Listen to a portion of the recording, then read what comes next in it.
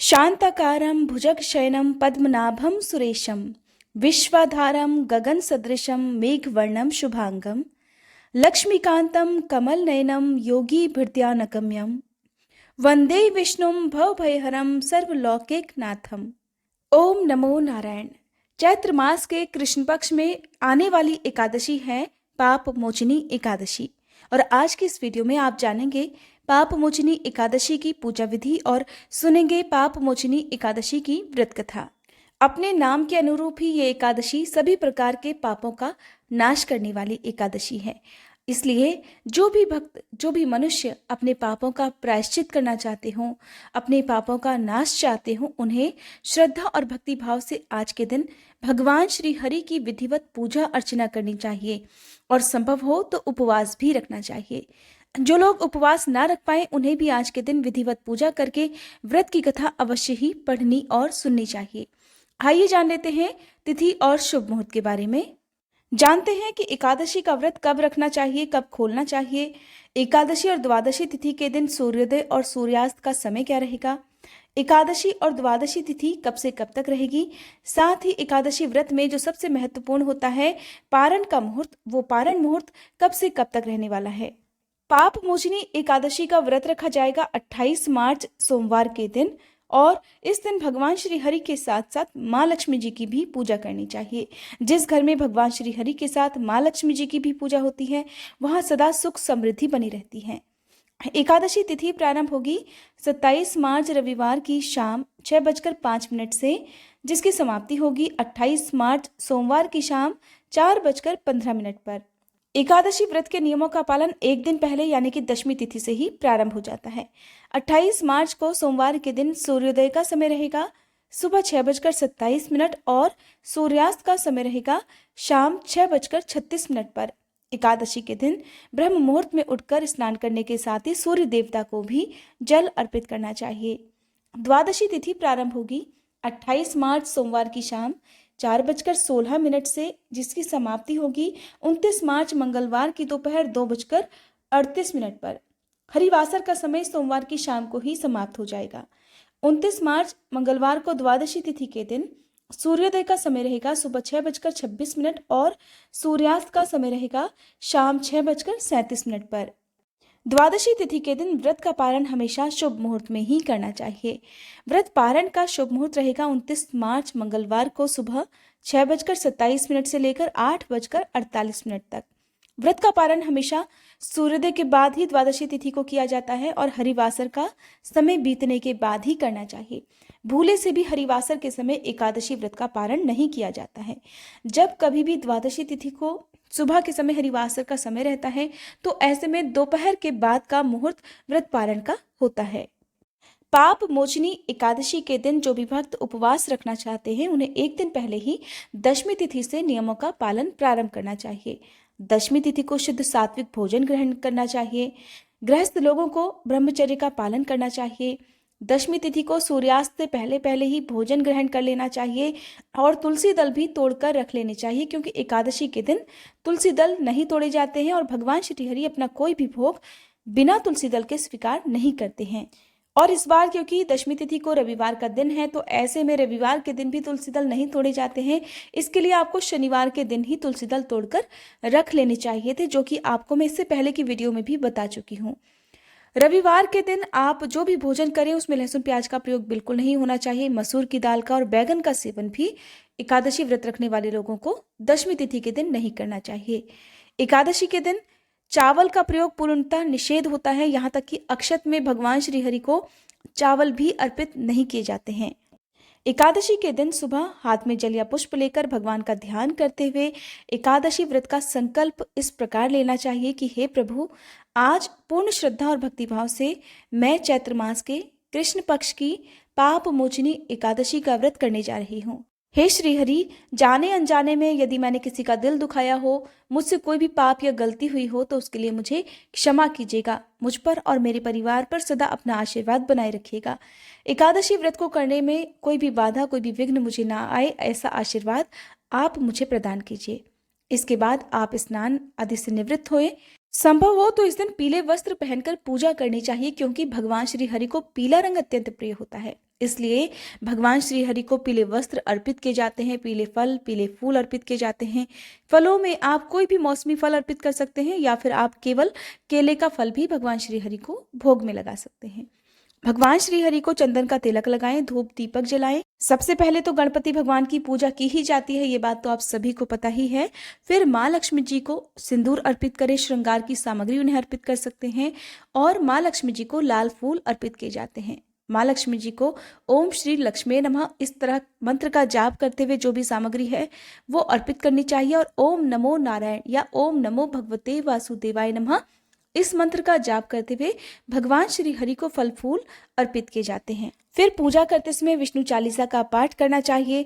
अगर आप पढ़ सकें तो विष्णु सहस्त्रनाम का पाठ कर सकते हैं या आप सुन भी सकते हैं, क्योंकि विष्णु सहस्त्रनाम शुद्ध संस्कृत में होता है।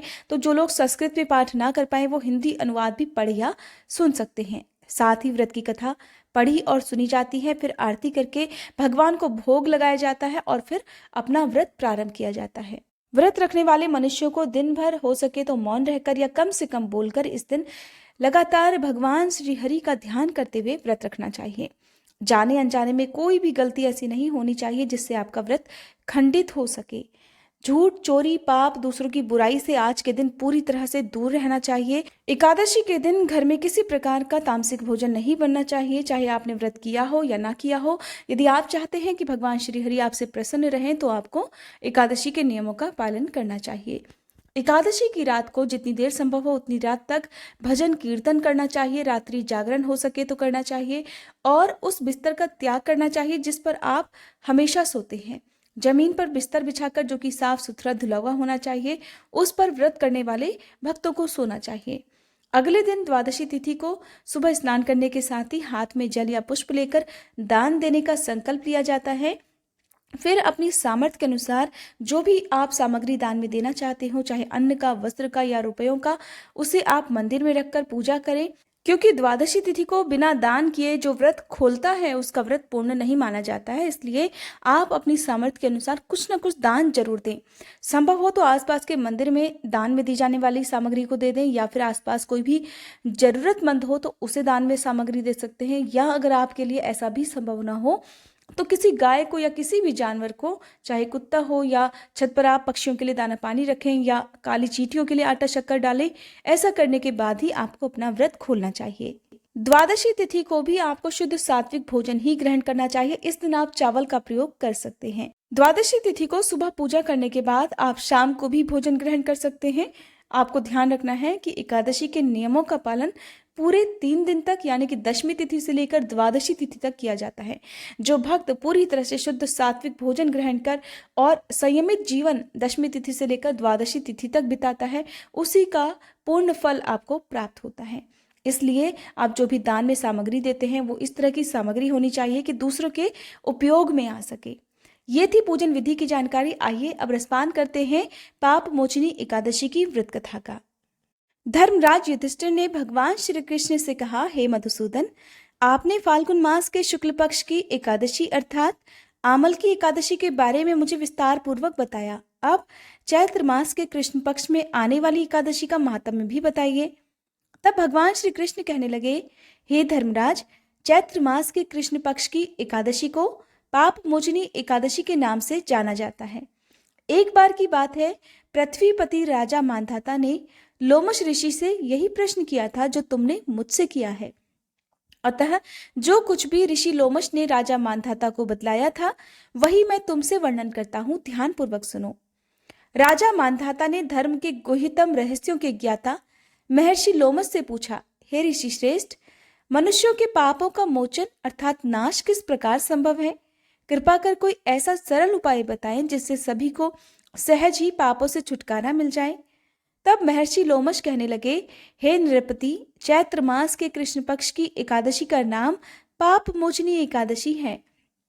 इस व्रत के प्रभाव से मनुष्यों के अनेकों पाप नष्ट हो जाते हैं। मैं तुम्हें इस व्रत की कथा सुनाता हूँ, ध्यान पूर्वक श्रवण करो। प्राचीन काल में चैत्र रथ नामक एक वन था। उसमें अप्सराएं किन्नरों के साथ विहार किया करती थी। वहां सदैव वसंत का मौसम रहता था, अर्थात उस जगह सदा नाना प्रकार के फूल खिले रहते थे। कभी गंधर्व कन्याएं विहार किया करती तो कभी देवराज इंद्र अन्य देवताओं के साथ वहां क्रीड़ा किया करते थे। उसी वन में मेधावी नाम के एक ऋषि भी तपस्या में लीन रहते थे। वे परम शिव भक्त थे। एक दिन मंजू घोषा नाम की एक अप्सरा ने उनको मोहित कर उनकी निकटता का लाभ उठाने का प्रयास किया। इसके लिए वह कुछ दूरी पर वीणा बजाकर मधुर स्वर में गाने लगी। उसी समय शिव भक्त महर्षि मेधावी को कामदेव भी जीतने का प्रयास करने लगे। कटाक्ष को कामदेव ने उसकी प्रत्यंचा बनाई और उसके नेत्रों को मंजूघोषा अप्सरा का सेनापति बनाया। कामदेव ने उस सुंदर अप्सरा के भ्रू का धनुष बनाया। इस तरह कामदेव अपने शत्रु भक्त को जीतने के लिए तैयार हुआ। उस समय महर्षि मेधावी भी युवावस्था में थे और काफी हष्टपुष्ट थे। उन्होंने यज्ञोपवीत और दंड धारण कर रखा था। वे दूसरे कामदेव के समान लग रहे थे। उस मुनि को देखकर कामदेव के वश में हुई मंजूघोषा ने धीरे धीरे मधुरवाणी से वीणा पर गायन शुरू किया तो महर्षि मेधावी भी मंजूघोषा के मधुर गान और उसके सौंदर्य पर मोहित हो गए। वह अप्सरा मेधावी मुनि को कामदेव से पीड़ित जानकर उनसे आलिंगन करने लगी। महर्षि मेधावी उसके सौंदर्य पर मोहित होकर शिव रहस्य को भूल गए और काम के वशीभूत होकर उसके साथ रमण करने लगे। काम के वशीभूत होने के कारण मुनि को उस समय दिन रात का कुछ भी ज्ञान नहीं रहा और लगातार वे काफी समय तक उस अप्सरा के साथ रमण करते रहे। तदुपरांत मंजूघोषा उस मुनि से कहने लगी, हे ऋषिवर, अब मुझे बहुत समय हो गया है, अतः स्वर्ग जाने की आज्ञा दीजिए। अप्सरा की बात सुनकर ऋषि कहने लगे, हे मोहिनी, संध्या को तो आई हो, प्रातःकाल चली जाना। ऋषि के ऐसे वचनों को सुनकर अप्सरा फिर उनके साथ रमण करने लगी। इस प्रकार फिर से दोनों ने एक साथ बहुत सारा समय बिताया। तब मंजूघोषा एक दिन फिर से ऋषि से कहने लगी, हे विप्र, अब आप मुझे स्वर्ग जाने की आज्ञा दीजिए। मुनि ने इस बार भी वही कहा कि हे रूपसी, अभी ज्यादा समय बीता नहीं है, कुछ समय और ठहर जाओ। मुनि की बात सुनकर मंजूघोषा कहने लगी, हे ऋषिवर, आपकी रात तो बहुत लंबी है, आप स्वयं ही सोचिए कि मुझे आपके पास आए कितना समय हो गया, अब और ज्यादा समय तक ठहरना क्या उचित है? अप्सरा की बात सुनकर मुनि को समय का बोध हुआ। तब वह गंभीरता पूर्वक विचार करने लगे। जब उन्हें समय का ज्ञात हुआ कि उन्हें रमण करते करते कई वर्ष बीत चुके हैं, तो उस अप्सरा को वे काल का रूप समझने लगे। इतना ज्यादा समय भोग विलास में व्यर्थ चला जाने पर उन्हें बड़ा क्रोध हुआ। अब वह भयंकर क्रोध में जलते हुए उस तपनाश करने वाली अप्सरा की तरफ भ्रकुटी तान कर देखने लगे। क्रोध से उनके होठ कांपने लगे और इंद्रियां असंयमित होने लगी। क्रोध से थरथराते स्वर में मुनि ने उस अप्सरा से कहा, मेरे तप को नष्ट करने वाली दुष्टा, तू महापापिन और बहुत ही दुराचारिणी है, तुझे धिक्कार है। अब तू मेरे श्राप से पिशाचिनी बन जा। मुनि के क्रोधयुक्त श्राप से वह अप्सरा देखते ही देखते पिशाचिनी बन गई। ये देख वह व्यथित हृदय से बोली, हे ऋषिवर, अब आप मुझ पर क्रोध त्याग कर प्रसन्न हो जाइए और कृपा करके बताइए कि इस श्राप का निवारण किस प्रकार संभव होगा। विद्वानों ने कहा है, साधुओं की संगति अच्छा फल देने वाली होती है और आपके साथ तो हे मुनिवर मेरे बहुत सारे वर्ष व्यतीत हुए हैं, अतः अब आप मुझ पर प्रसन्न हो जाइए, अन्यथा लोग कहेंगे कि एक पुण्यात्मा के साथ रहने पर मंजूघोषा को पिशाचिनी बनना पड़ा।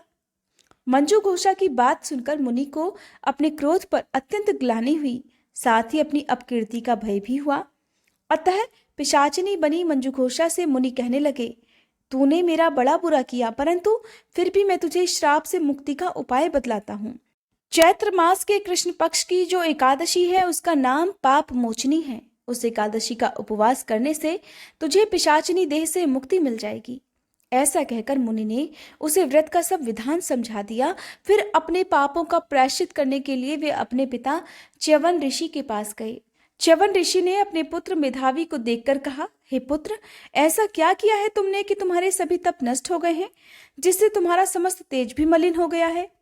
मेधावी मुनि ने लज्जा से अपना सिर झुकाकर कहा, पिताश्री, मैंने एक अप्सरा से रमण करके बहुत बड़ा पाप कर दिया है। इसी पाप के कारण संभवतः मेरा सारा तेज और मेरे तप भी नष्ट हो गए हैं। अब आप कृपा करके इस पाप से छूटने का कोई उपाय बतलाइए।